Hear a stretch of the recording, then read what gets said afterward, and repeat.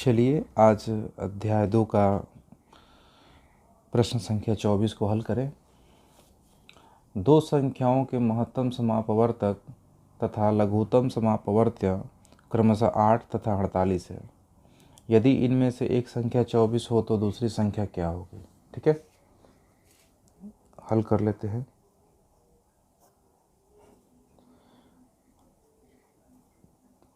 सूत्र तो जानते ही हैं, याद ही होगा। पहली संख्या गुना दूसरी संख्या बराबर HCF इंटू LCM। ठीक है, ये होता है। चलिए, तो हम देख रहे हैं यहाँ पर कि यहाँ पर लिखा हुआ है पहले महत्तम समापवर्तक, तो पहली संख्या हमारा महत्तम समापवर्तक, दूसरा तथा के बाद लिखा हुआ है लघुत्तम समापवर्त्य, तो तथा के बाद 48 हमारा लघुत्तम समापवर्त हो गया। और यहाँ पर लिखा हुआ है कि यदि इनमें से एक संख्या 24 हो तो चलिए पहली संख्या ही 24 मान लेते हैं। तो 24 गुना दूसरी संख्या नहीं मालूम है, और हमारे पास HCF मालूम है 8 और LCM मालूम है 48। ठीक है, क्लियर?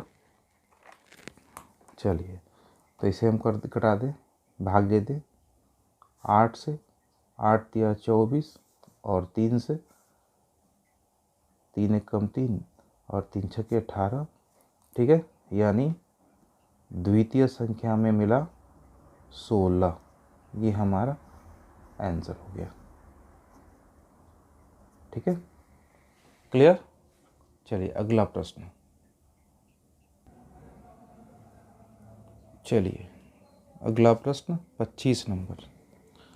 दो संख्याओं का महत्तम समापवर्त्य 11 तथा लघुत्तम समापवर्त्य 7700 है। इनमें से एक संख्या 275, दूसरी संख्या क्या होगी? जैसा पिछला प्रश्न था वैसा ये भी है। तो पहली संख्या मान लिए 275 है, दूसरी संख्या नहीं मालूम x हो गया, और महत्तम समापवर्तक 11 और लघुत्तम समापवर्तक 7700।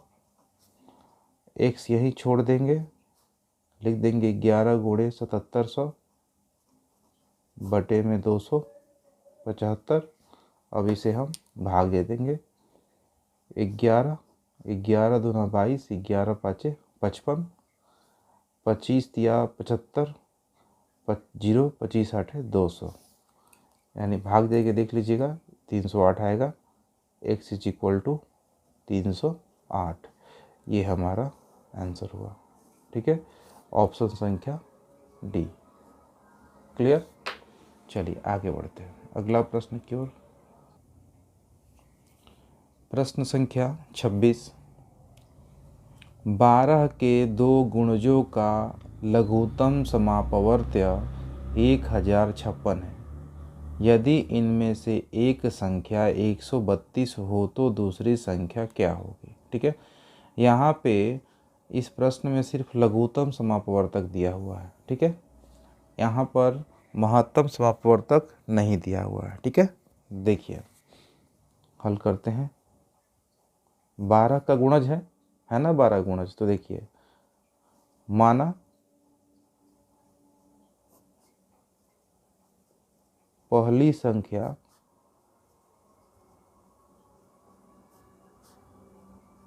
12 गुना x, ये हो गया 12 का गुणज, और दूसरी संख्या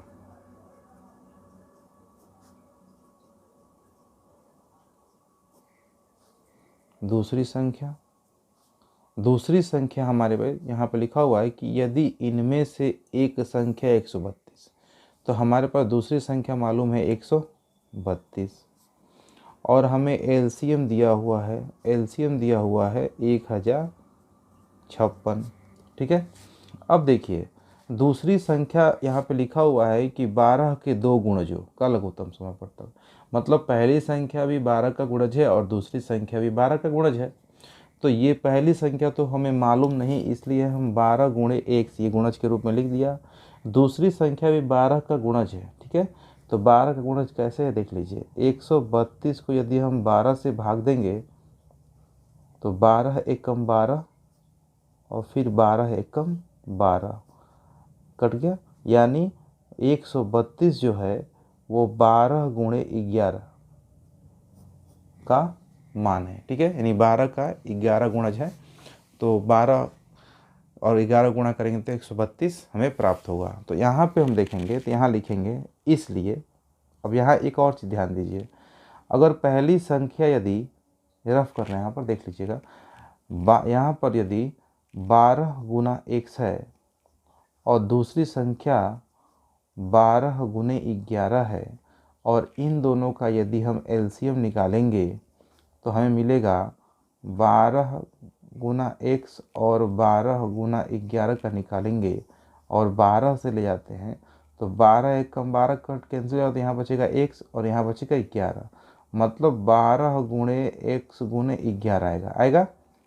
ये हमारा एलसीएम होगा, ठीक ना। तो यहाँ पे देखिए पहली संख्या 12 गुना x है और दूसरी भी संख्या क्या है 132, दूसरी संख्या 132 है और यहाँ पर हो गया 1056। चूँकि ये बराबर नहीं होगा, ये ध्यान दीजिएगा, बराबर नहीं वो बस मैंने समझाने के लिए आपको लिखा है।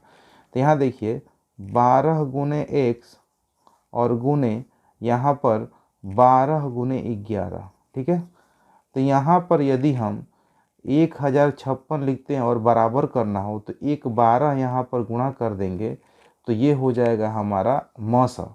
दोनों में कॉमन 12 है तो मौसा हो जाएगा। तो हम ऐसे भी बना सकते हैं, नहीं तो क्या करेंगे, हम सीधा लिखेंगे पहली संख्या जो 12 का गुणज है 12 गुणे x तो लिख ही देंगे, और दूसरी संख्या जो 12 गुणे 11 है उसका सिर्फ 11 लिखेंगे और उसके बाद यहाँ पर लिख देंगे 1056, ठीक है। क्यों लिखेंगे, क्योंकि 12x और 12 गुणे 11 का एलसीएम निकालेंगे तो 12 तो निकल जाएगा और फिर x इंटू 11 हो जाएगा, जैसे यहाँ पर लिखे हुए हैं हमने। जैसे यहाँ पर देख लीजिए, यहाँ पर हमने लिखा हुआ है कि जब एलसीएम निकाला हमने 12 से दिया तो यहाँ पर x बचा और यहाँ पर 11 बचा, गुणा करेंगे तो 12 गुणे x गुणे 11, ये हमारा एलसीएम आएगा।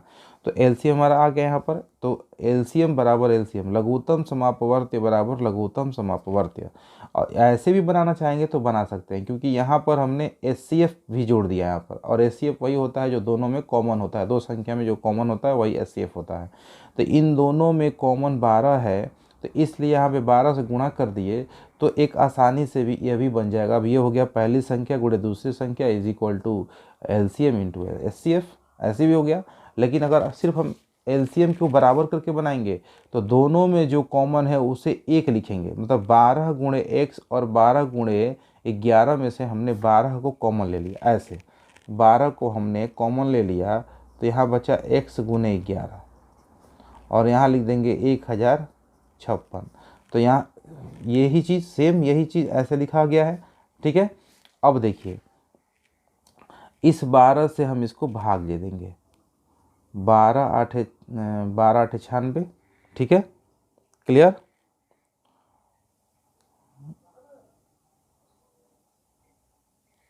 और फिर कितना बचा, फिर 8 96, 12 8 96 फिर कट गया, ठीक है। अब यहाँ आया x गुना 11 बराबर 88। अब इसे क्या करेंगे, इसे भी देख लीजिए, x इज इक्वल टू 88 बटे 11, 11 8 88, यानी इसलिए x का वैल्यू हमें मिला 8। x का वैल्यू क्या मिला 8।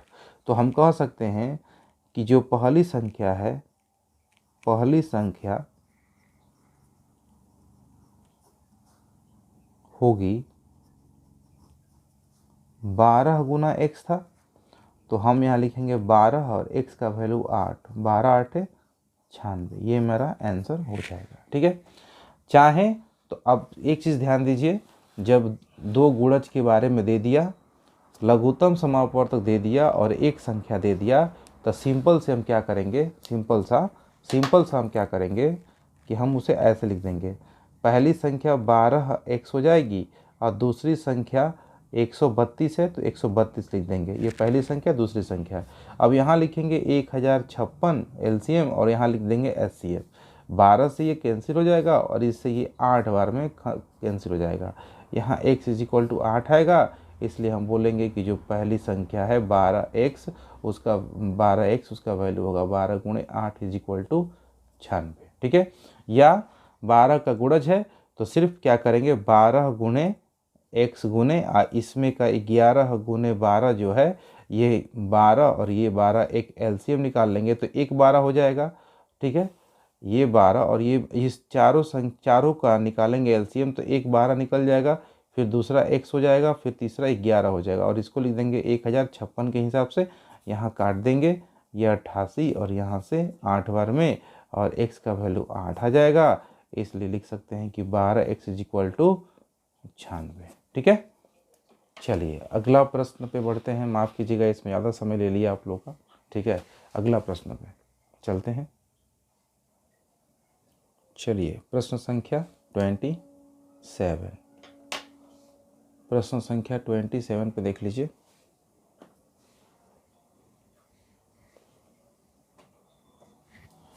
कह रहा है कि दो संख्याएं 3:4 के अनुपात में है तो इसका लघुत्तम समापवर्तक 84 है, इनमें से बड़ी संख्या कौन सी होगी। ठीक है, अब इसे सॉल्व करते हैं।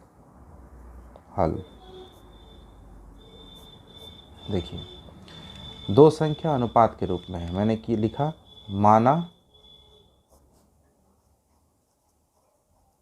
पहली संख्या बराबर 3x,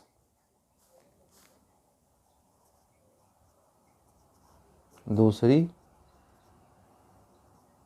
संख्या बराबर 4x। ठीक है, मैंने दोनों संख्या को लिख लिया।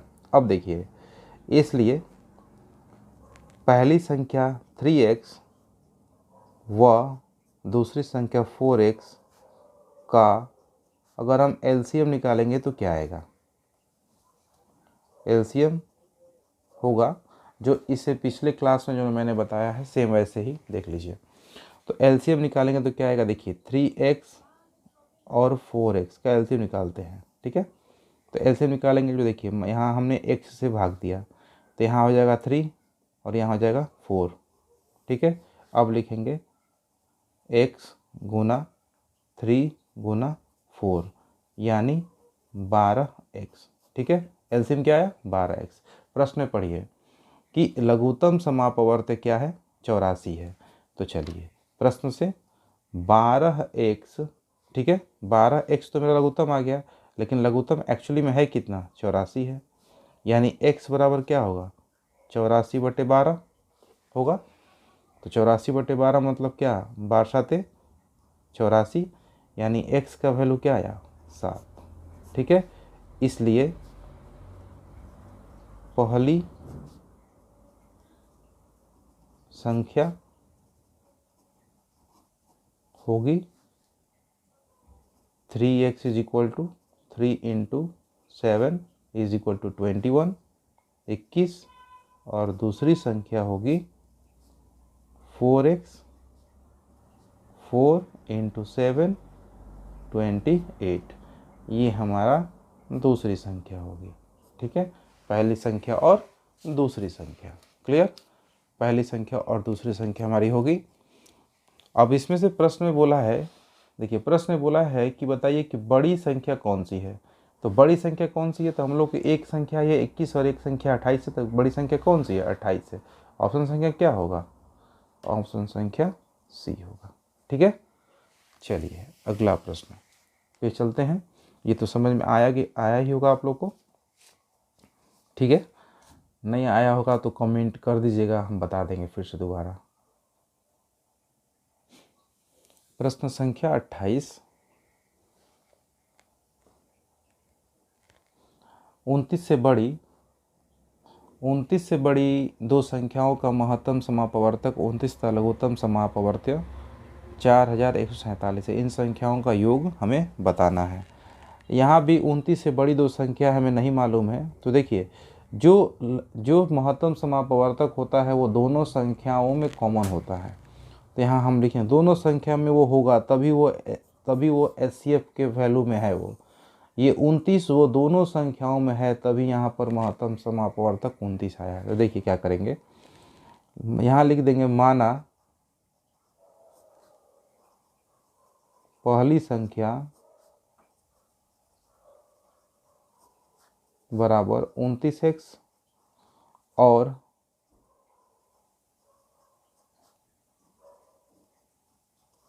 दूसरी संख्या 29y। ठीक है, तो देखिए पहली संख्या हमारा 29x हो गया, दूसरी संख्या हमारा 29y हो गया, और एचसीएफ हमारे पास 29 है ही, और एचसीएफ भी हमारे पास, एलसीएम भी हमारे पास 4147 है ही। ठीक है, यहाँ पर हम क्या करेंगे, यहाँ पर हम लिखेंगे x इंटू वाई बराबर 29 गुने 4147 और बटे में 29 गुना 29, और ये 29 कैंसिल। अब इस 29 से हम इसे भाग देंगे, तो इससे भाग देंगे तो कितना आएगा, 143 आएगा। ठीक है, 143 आएगा, यानी x गुना y का वैल्यू आ गया 143। ठीक है, अब देखिए x गुने y का वैल्यू 143 हो गया, तो इसे हम क्या करेंगे, अभाज्य गुणनखंड में तोड़ देंगे, अभाज्य गुणनखंड में बदलेंगे। देखिए कैसे, 143 को आप यदि 11 से भाग देंगे तो 11 एकम 11, 3 ऊपर से उतरा 3, और 11 तिया 33 कैंसिल। तो इस प्रकार हम कह सकते हैं कि 143 का जो गुणनखंड है वो है 11 गुने 13। तो आप जानते हैं प्रश्न में क्या आया है, प्रश्न में आप देख सकते हैं कि आया है x गुना y, और x गुना y का वैल्यू था वो 143। तो हम क्या इसे लिख सकते हैं, या x गुने y बराबर 11 गुने 13। तो x का वैल्यू हम 11 मान लें और y का वैल्यू हम 13 मान लें, या y का मान 11 ही मान सकते हैं और x का मान 13 ही मान सकते हैं, कोई दिक्कत नहीं है। तो इस प्रकार हम कह सकते हैं कि पहली संख्या क्या होगी, पहली संख्या होगी, हमारा पहली संख्या है 29x, तो ये हो जाएगा 29 गुना 11 बराबर 319। ठीक है, और दूसरी संख्या को कहेंगे 29y, 29 गुना 13 बराबर 377। इसलिए प्रश्न में बोला है, देखिए प्रश्न में क्या बोला है, प्रश्न में बोला है इन संख्याओं का योग कितना है। तो योग निकालना है, योग माने जोड़, तो इसलिए पहली संख्या और जोड़ दूसरी संख्या बराबर क्या होगी, तो 319 और प्लस 377 इसे जोड़ेंगे तो ये आ जाएगा 696। ये हमारा हो गया आंसर। ठीक है, 696 देखिए दिया है आंसर 696, जी बिल्कुल दिया है 696, ऑप्शन संख्या बी। ठीक है, चलिए अगले प्रश्न पे चलते हैं, प्रश्न संख्या शायद 29 है, 29। चलिए प्रश्न संख्या 29 को देख लेते हैं।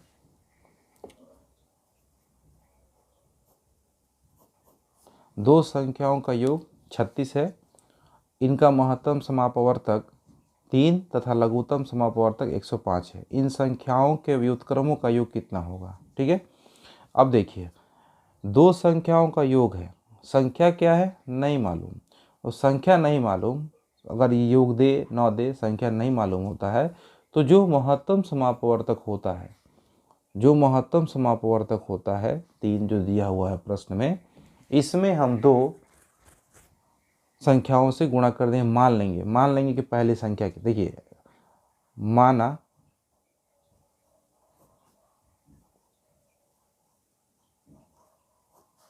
पहली संख्या बराबर जो लघुत्तम जो महत्तम समापवर्तक है वो संख्या तो रहेगा ही, इसके साथ एक संख्या हमने मान लिया x, यानी पहली संख्या हो गई 3x। ठीक है, दूसरी संख्या मान लेंगे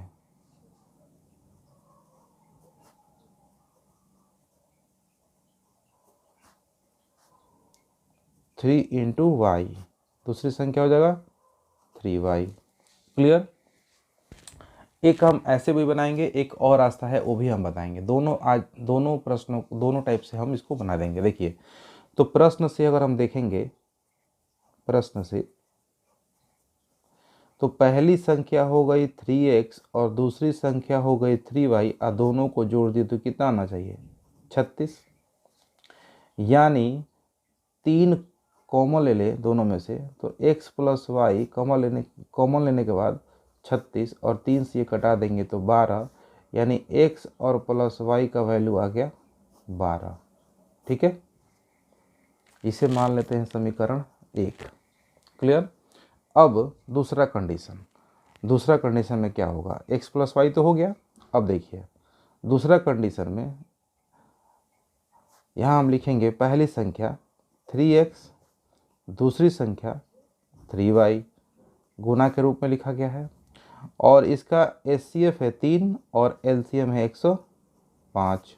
अब यहाँ से एक 3 और एक 3 कैंसिल, और यहाँ से कटाएंगे तो 3 तिया 9 और 3 पाँचे 15, यानी x और y का वैल्यू कितना आ गया, x और y का वैल्यू आ गया 35।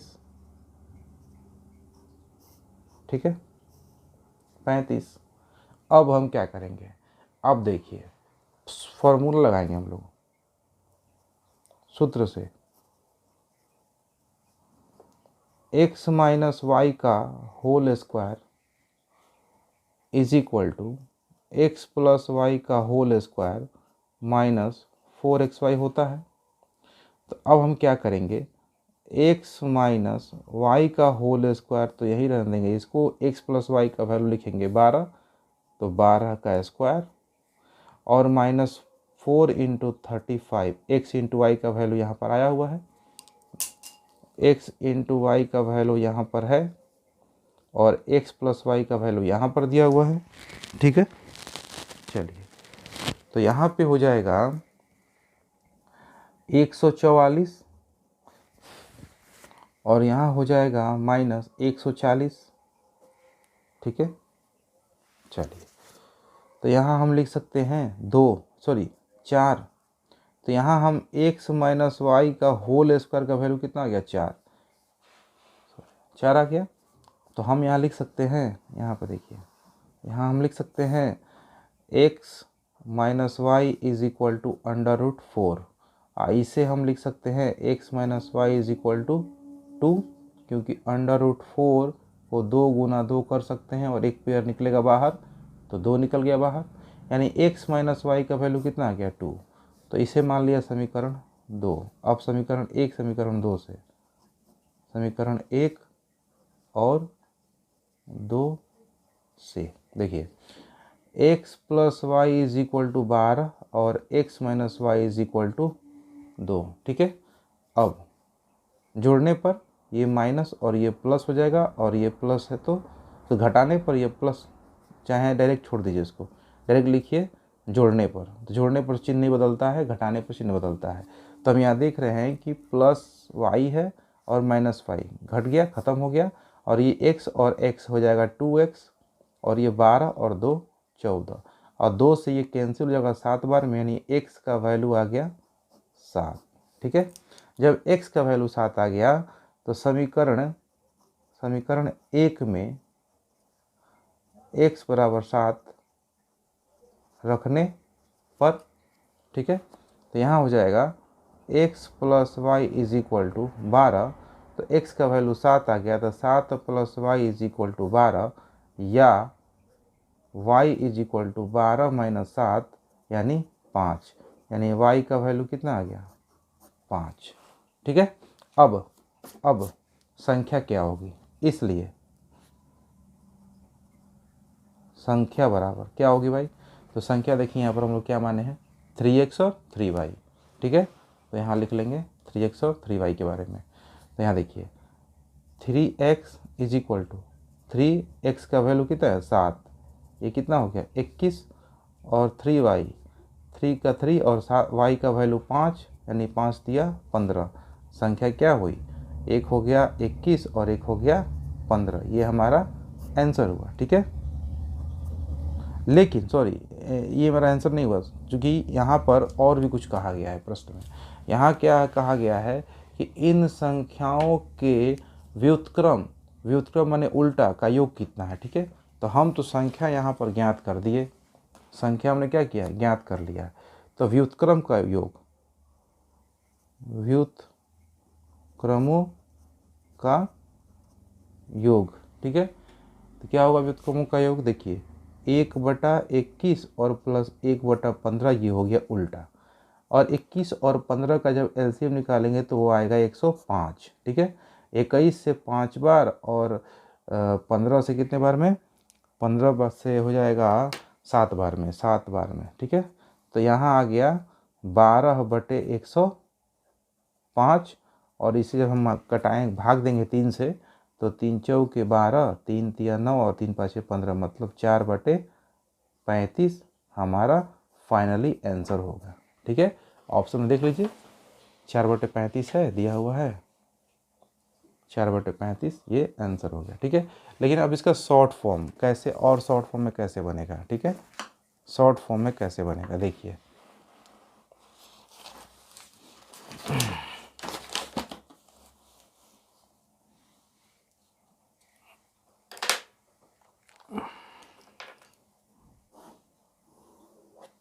देखिए सबसे पहले कि जो हमारा लघुत्तम है, एलसीएम है, एलसीएम दिया हुआ है 105 और एचसीएफ जो दिया हुआ है 3, तो हम क्या करेंगे कि एलसीएम्स को 105 को 3 से भाग देंगे, कितना आ जाएगा, 3 तिया 9 और 3 पाँचे 15। ठीक है, हो गया। अब इसको हम दो अभाज्य गुणनखंड में बांटेंगे। अभाज्य माने वह संख्या जो अपने आप से कटे और 1 से कटे और किसी संख्या से न कटे। तो देखिए 5 7 35, यानी 5 और 7 के दो भागों में इसे बांट सकते हैं। ये 5 7 के गुणनखंड में तोड़ दिया हमने। अब यहाँ लेंगे कि पहली संख्या माना पहली संख्या बराबर, यहाँ मान लेते हैं 3x और दूसरी संख्या मान लेते हैं 3y। ठीक है, तो अब यहाँ पे क्या करेंगे, x के जगह पर 5 रख देंगे, मान लेंगे कि ये x है और मान लेंगे कि ये y है। तो यहाँ लिख देंगे 3 × 5 और यहाँ लिख देंगे 3 × 7, तो यहाँ हो जाएगा 15 और यहाँ हो जाएगा 21।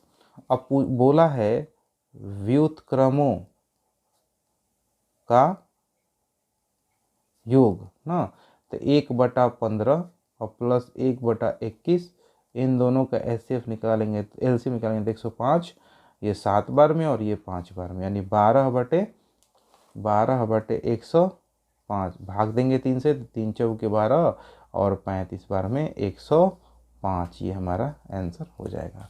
एक रास्ता और भी है, हम उसे बना सकते हैं, ठीक ना, और ये आसान है।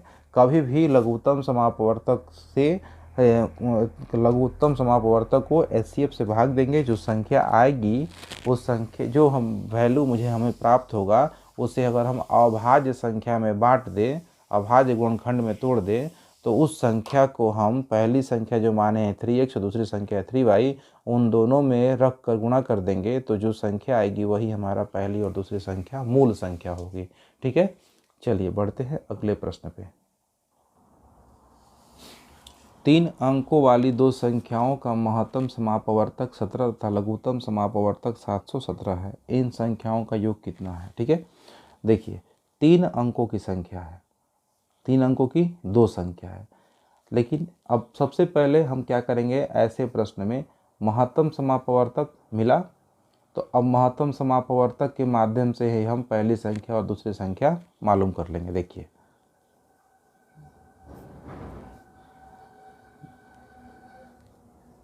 पहली संख्या लिखेंगे 17x दूसरी संख्या ले लेंगे 17y, क्योंकि HCF जो है महत्तम समापवर्तक जो है वो 17 है, तो 17 को ही हम मान लेंगे। तो 17x और 17y, ठीक है। 17x 17y में हमारा दो संख्या मालूम चला गया। अब देखिए, अब फॉर्मूला पे बैठा देंगे, फॉर्मूला पे भी बैठा सकते हैं, या हम सीधे क्या करेंगे, लघुत्तम समापवर्तक को ही ले लेंगे। देखिए 17x और 17y का एलसीएम निकालिए। 17x 17y देखिए निकालिए, तो यहाँ x बचेगा और यहाँ y बचेगा, तो क्या हो जाएगा 17 गुना x गुना y, यानी 17xy। तो लिखेंगे 17xy इज इक्वल टू 714, ठीक है।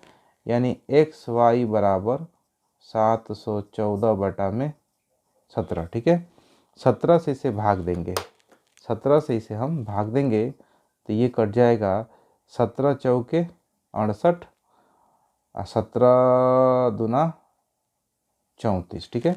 यानी x into Y, x into Y, X Y into, तो यह आ गया 42।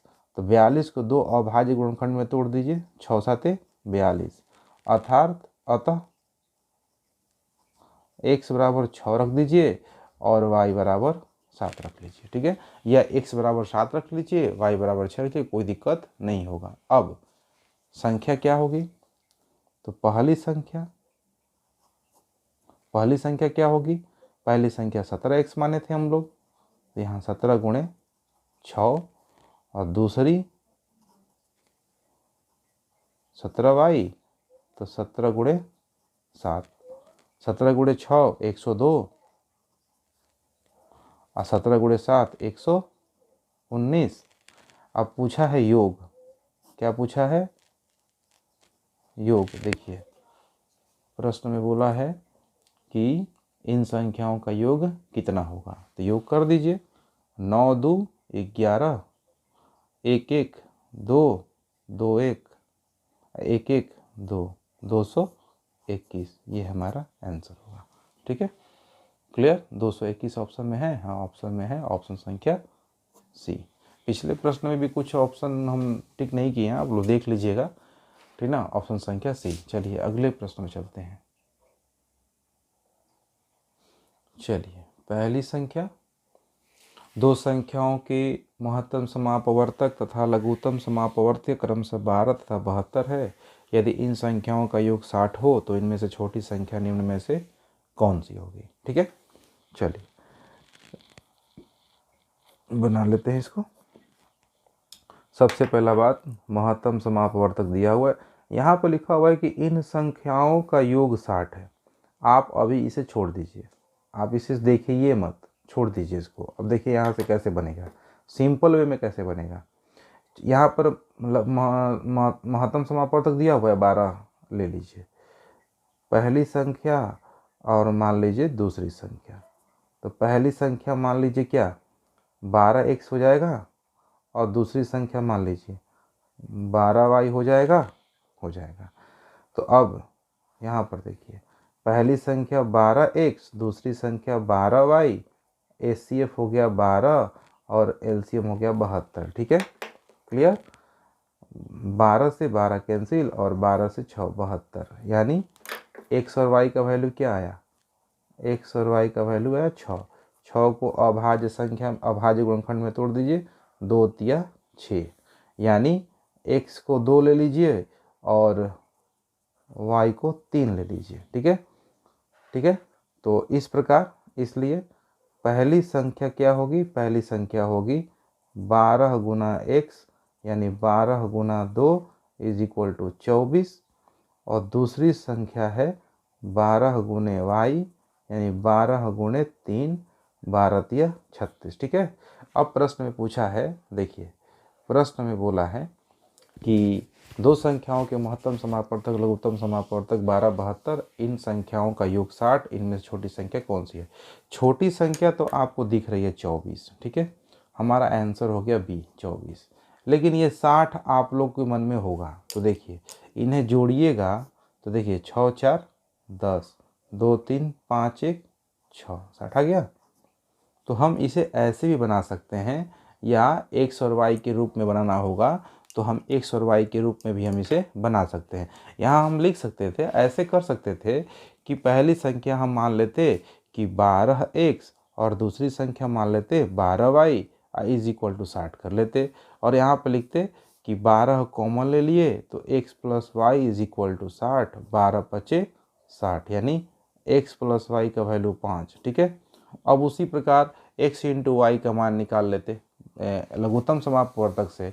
तो इस प्रकार हमारे पास x और y का वैल्यू जैसे यहाँ पर निकाले हम लोग, x y का मान देखिए, x इंटू वाई का मान निकाले ना 6, तो यहाँ x इंटू वाई का मान हो जाएगा 6, x इंटू वाई का मान 6 हो जाएगा।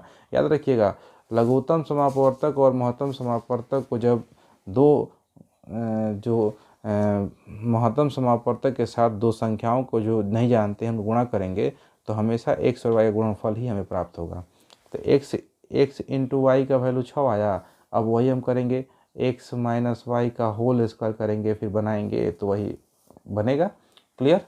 तो हमें उससे कोई मतलब नहीं। यहाँ तक हम वो पहले उस प्रश्न में इसलिए बताए थे ताकि आप लोग को वो भी कॉन्सेप्ट समझ में आए कि बनता कैसे है। ठीक है, चलिए अगले प्रश्न पे बढ़ते हैं। ये प्रश्न था 31, आगे बढ़ते हैं, देखते हैं कौन सा प्रश्न 32 नंबर में कैसा आता है। प्रश्न संख्या 32, दो संख्याओं के महत्तम समापवर्तक तथा लघुत्तम समापवर्तक का योग 680। देखिए यहाँ प्रश्न में दो महत्तम समापवर्तक HCF और प्लस LCM का दिया हुआ वैल्यू 680। ठीक है, और यहाँ बोल रहा है कि यदि लघुत्तम समापवर्तक महत्तम समापवर्तक का 84 गुना हो, तो यहाँ लिख 84 गुना, तो देखिए लिखेंगे माना मस इज इक्वल टू x तथा लघुत्तम समापवर्त्य लस बराबर x गुना 84 यानी 84x। इसलिए x और plus 84x is equal to 680 या 85x इज इक्वल टू 680।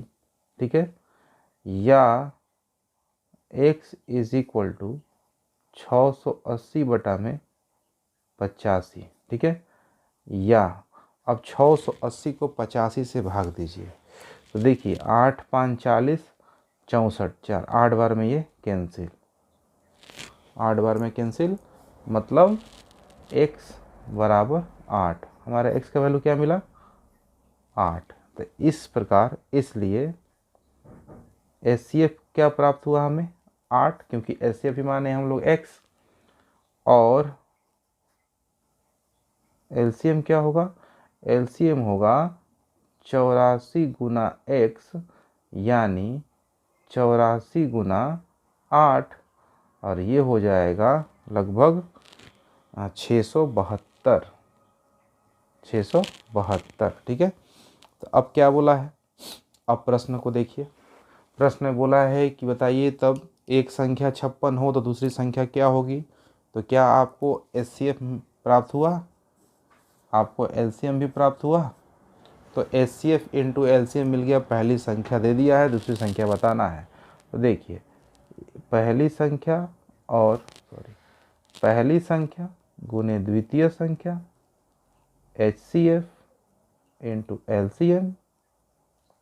पहली संख्या दिया है 56, द्वितीय संख्या नहीं मालूम, HCF है 8 और LCM है 672। द्वितीय संख्या क्या होगा, द्वितीय संख्या होगा 8 गुने 672 बटे में 56।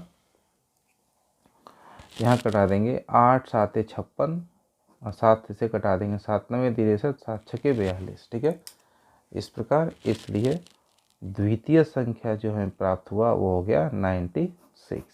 क्लियर? 96। देखिए ऑप्शन में दिया है 96 जी, ऑप्शन संख्या सी। क्लियर। चलिए आगे अगला प्रश्न देखते हैं। दो संख्याओं का लघुत्तम समापवर्त 120 है, निम्नलिखित में से कौन सी संख्या इन संख्याओं का महत्तम समापवर्तक नहीं हो सकता है। ठीक है, देखिए हम लोग अभी तक जितने प्रश्न पढ़े हैं उसमें ये देखे हैं कि महत्तम समापवर्तक वह संख्या होती है जो लघुत्तम समापवर्तक को पूरी तरह से विभक्त कर देती है, काट देती है, भाग लग जाता है उससे। ठीक है, जैसे मान लीजिए एग्जाम्पल के रूप में कोई चीज़ ले लेते हैं, कोई प्रश्न ले लेते हैं। जैसे मान लीजिए 8 व 12, 8 व 12 का एलसीएम क्या होगा, का एलसीएम, तो एलसीएम होगा आपको 24। देखिए 8 और 12, 2 4 6 2 3, 2 गुना 2 गुना 2 गुना 3, 2 दूना 4, 4 दूना 8, 8 दिया 24। ठीक है, और जब 8 व 12 का एचसीएफ निकालेंगे तो क्या आएगा, एचसीएफ आ जाएगा 4। देखिए कैसे, 8 को 12 से देंगे, 8 एकम 8, 4 और फिर 4 से 8 को 4 दूनी 8, कैंसिल। ठीक है, तो अब यहाँ पर देखिए 8 व 12 का एलसीएम 24 और 8 व 12 का एचसीएफ 4, क्या एचसीएफ से ये एलसीएम कट जाएगा, बिल्कुल कटेगा। देखिए एचसीएफ बटा एलसीएम, एचसीएफ है 24 और एलसीएम है, सॉरी एलसीएम है, एलसीएम बटा में एचसीएफ, और एलसीएम है 24 और एचसीएफ है 4। देखिए 4 से के 24 कटेगा ना, यानी पूरा पूरा विभक्त हो जा रहा है।